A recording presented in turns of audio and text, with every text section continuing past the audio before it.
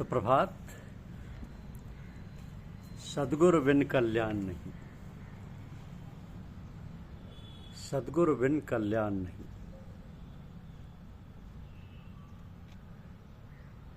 यह हमारी आज की आध्यात्मिक चर्चा का विषय। भगवान श्री राम सद्गुरु हैं, भगवान श्री कृष्ण सद्गुरु हैं। सत शब्द का अर्थ है परमात्मा। सत का परमात्मा का सर्वकाल सर्व ठिकाने से जो अनुभव करता है उसको सद्गुरु कहते हैं। ईश्वर कोई वस्तु नहीं कि एक ही जगह में रह सके। जो ज्ञानी महापुरुष सर्वकाल और सर्व ठिकाने परमात्मा का अनुभव करते हैं वही दूसरों को प्रभु के दर्शन करा सकते हैं। तो संसार में जो आता है उसको सद्गुरु की जरूरत है।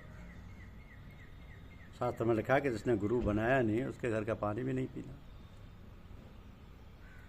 जगत के किसी संत में तुमको सद्भावना हो तो तुम श्री महाप्रभु जी को गुरु मानो, भगवान शंकराचार्य स्वामी को गुरु मानो। जगत में तो जो संत हो गए उनमें से किसी को भी संत को सद्गुरु मानकर सेवा करो, परंतु गुरु किए बिना रहना नहीं।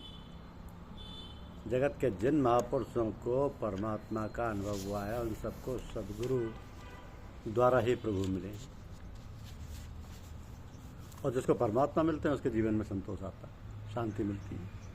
मनुष्य को लाखों करोड़ों रुपए मिला, परंतु प्रभु का जब तक उसको अनुभव होता नहीं तब तक उसको संतोष नहीं। ज्ञानी पुरुषों के पास कुछ नहीं होता, परंतु वे आत्मस्वरूप में परमात्मा का अनुभव करते हैं। इससे उनको दूसरे किसी की जरूरत ही नहीं रहती। वे ऐसा मानते हैं कि जगत के मालिक मुझको मिले, मैं भगवान का हूँ, मुझे पीछे मुझको और क्या चाहिए। जीव को लक्ष्मी मिलने से संतोष नहीं होता, उसको जब लक्ष्मीपति मिलते हैं तब परमात्मा का अनुभव होता है, तब संतोष होता है। तो सद्गुरु की ऐसी इच्छा होती नहीं कि शिष्य मुझको कुछ दे। सद्गुरु तो शिष्य को देने की इच्छा रखते हैं। सद्गुरु की ऐसी भावना होती है कि मुझको जो मिला है वो मुझे शिष्य को देना है, मुझे उसका कुछ लेना नहीं। बाप जन्म पर मेहनत करता है, पुत्र के लिए पैसा इकट्ठा करता है। पिता की ऐसी इच्छा होती है कि मेरा पुत्र सुखी हो, मुझे उसको अपना सर्वस्व देना है, परंतु साथ साथ भविष्य में पुत्र मेरी देखभाल करेगा, ऐसी आशा रखी जाती। सद्गुरु सदा शिष्य को कुछ भी लेने की इच्छा नहीं रखते, परंतु स्वयं का सर्वस्व उसको देने की इच्छा रखते। शिष्य मुझको कुछ देवे, मेरा कुछ काम करे, ऐसी सद्गुरु की इच्छा कभी नहीं होती। शिष्यन को यह चाहिए कि गुरु को सर्वस्व दे, गुरु को ऐसा चाहिए कि शिष्य से कुछ ना ले। शिष्य मेरा कुछ काम कर देगा, ऐसी उसकी इच्छा होती है। वो ईश्वर से कुछ दूर है। पिता पुत्र के संबंध की अपेक्षा भी गुरु शिष्य का संबंध अति दिव्य है। एक गुरु शिष्य जंगल के रास्ते से कहीं जा रहे थे, रात्रि हो गई, अंधेरा हुआ, वृक्ष के नीचे विश्राम करने लगे। रात्रि को जब तक करके गुरु शिष्य उसी झाड़ के नीचे सो गए। सद्गुरु की निद्रा अल्प थी। सत्वगुण बढ़ता है तो निद्रा कम हो जाती है। बहुत से साधु रात्रि को 2:30 बजे के बाद सोते नहीं, जाग जाते। जागने के उपरांत शैया पर लेटे नहीं रहते, उठकर आसन पर बैठकर ध्यान करते। भक्ति ब्रह्म मुहूर्त में ही होती है। भक्ति का आनंद दिन में बराबर मिलता ही नहीं, रात्रि को ब्रह्म मुहूर्त में ही मिलता है। या निशा सर्वभूतानां तस्या जागति संयम, यश्याम जागृति भूतानि सा निशा पश्यतो मन। संसार की रात्रि संत का दिवस होता है। संसारी जब सो जाते हैं तब अंधेरे में संत जगते हैं। निद्रा तमोगुण का धर्म है। तमोगुण बढ़े तो निद्रा बढ़े, सत्वगुण बढ़े अर्थात निद्रा घटे। तो गुरुदेव की निद्रा बहुत कम थी। मध्यरात्रि का समय था, सदगुरु जागे, शिष्य सोया हुआ था। गुरुदेव ने ध्यान में बैठने की तैयारी की। इतने में एक सर्प दौड़ता हुआ आया और शिष्य के पास जाने लगा। गुरुदेव का आश्चर्य हुआ। सर्प को रोककर उन्होंने पूछा, भाई तुम कहाँ जा रहे हो, क्या करोगे? सर्प ने कहा, महाराज यह तुम्हारा शिष्य मेरा पूर्व जन्म का बैरी है।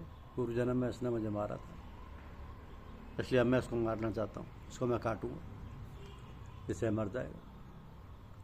सर्प जहरीला होता अवश्य है, परंतु वह बैरी को ही मारता है। मनुष्य तो किसी किसी समय बिना कारण दूसरों को मार देता है। मानव अनेक बार सर्प से भी अधिक जहरीला हो जाता है। 1000 मनुष्य बैठे हों, परंतु सर्प जो शत्रु होगा उसी को डसेगा। सर्प जिस किसी को हर एक को डसता नहीं। जिसने अपमान किया हो इस जन्म में अथवा पूर्व जन्म में, जिसने उसको मारा हो उसको ही वो डसता है। तो गुरुदेव सर्प को समझाने लगे, भाई मेरे शिष्य की भूल हुई है, मैं क्षमा मांगता हूँ, उसको तू काट नहीं, क्षमा कर दे। इसका मरण हो ये मुझे सुहाता नहीं, इसको काटने से तुझे क्या मिलेगा। गुरुदेव सर्प को समझाने का प्रयत्न करते हैं, परंतु सर्प मानता ही नहीं। उसने कहा, महाराज तुम्हारा ये ज्ञान मुझे नहीं अच्छा, सुहाता नहीं है। अपना वैरी को मैं डसूं और वह तड़प तड़प कर मरे, ये देखकर मैं प्रसन्न होऊंगा। किसी को दुखी कर राजी होता है और दूसरे जन्म में सांप अथवा बिच्छू बनता है। तो सर्प और बिच्छू का ऐसा स्वभाव है कि कोई रोता हो तो उसको देखकर वे प्रसन्न होते हैं। तब गुरुदेव ने कहा, मेरे शिष्य को तू मत डस, इसके बदले तू मुझे डस ले। पुत्र को यदि सांप डसने जाता होगा तो बाप वहाँ क्या खड़ा रहेगा? बाप ऐसा कहेगा कि इसके बदले तू मुझे डस ले? बाप तो किसी प्रकार वहाँ से भाग जाएगा। और तो गुरु शिष्य का संबंध कितना दिव्य है। गुरु जी ने सर्प से कहा कि मेरा कोई भी काम बाकी नहीं रहा, मेरे मन में कोई विकार वासना नहीं, मेरा मन शांत है, शुद्ध है, निर्विकार है, मुझे परमात्मा का अनुभव हो चुका है, मैं प्रभु का स्मरण करने बैठा हूँ, तो मुझे रस ले। मेरा मरण मंगल में होगा, मैं सिद्ध हूँ, मैं सिद्ध मरता है तो उसका मरण मंगल में होता है, वे तो प्रभु के चरणों में लीन हो जाते हैं। परंतु मेरा इससे सभी साधक ही है, यह भी साधना करता है, उसको अभी परमात्मा का अनुभव हुआ ही नहीं। प्रभु के दर्शन बिना ये मरेगा तो उसका मरण बिगड़ेगा, तो उसको नहीं, मुझको काट। जीवन मरण सदगुरु सुधारते, जन्म मरण त्रास से छुड़ा दें, वही सदगुरु कहलाते हैं। गुरुवो भैव संति शिष्य वित्त पहार का, सगुरु दुर्लभो लोके शिष्य संताप पहार का। शिष्य के द्रव्य का अपहरण करे वह गुरु नहीं। गुरु तो शिष्य के दुख का संताप का हरण करता है, शिष्य को जन्म मरण के त्रास से छुड़ाता है। गुरुदेव सर्प से कहते हैं, तो शिष्य के बदले से मुझे काट। गुरुदेव सदा शिष्य का सर्व का लक्षण करते हैं, और इसी से गुरु विष्णु भगवान के स्वरूप है। विष्णु भगवान के स्वरूप है। तो इस संसार में जो आता है उसको सदगुरु की जरूरत होती है। सदगुरु बगैर कल्याण नहीं। कोई सदगुरु के चरण का आश्रय लेगा तो सदगुरु की कृपा होगी। सदगुरु कृपा करेंगे तो मन बुद्धि में रहने वाली वासना जाएगी, मन बुद्धि शुद्ध होगी। मन बुद्धि के अंदर का मल संत सेवा बगैर जाता नहीं। मन पर सत्संग का सेवा का अंकुश रखो, बुद्धि को किसी संत के चरणों में रखो। बुद्धि का परमात्मा के साथ परिणय ना हो तब तक उसे किसी संत के साथ परिणय करा दो, किसी संत के अधीन रहो, तो मन बुद्धि शुद्ध होंगे। गुरुदेव वो हैं जो मन को सुधारें। संपत्ति देकर शिष्य को दुखी सुखी करें वह सदगुरु नहीं। संपत्ति देकर शिष्य को सुखी करें वह सदगुरु नहीं। जो शिष्य के मन को सुधार कर शिष्य को सुखी करें वे सदगुरु नहीं। कितने ही लोग तो ऐसा बोलते हैं, महाराज मुझको आशीर्वाद दो जिससे मुझे लॉटरी में 25 लाख रुपए मिले। कितने लोग साधु संत के पास लौकिक स्वार्थ लेकर जाते हैं। साधु संत के पास लौकिक भाव से जो जाता है उसे कुछ मिलता नहीं। सच्चा संत किसी दिवसीय संपत्ति संसार सुख का आशीर्वाद देता ही नहीं। कारण के जानते हैं कि अनेक जन्म से जीव ये वस्तु प्राप्त करता ही आया, संसार सुख अनेक जन्म से भोगता ही आया। इसको संपत्ति मिलेगी तो बहुत प्रमादी होगा, विलासी होगा, आलसी होगा, इसमें इसका कल्याण नहीं है। संतति संपत्ति संसार सुख ये विषयानंद नहीं है। विषयानंद संत देते नहीं, संत तो भजनानंद देती है।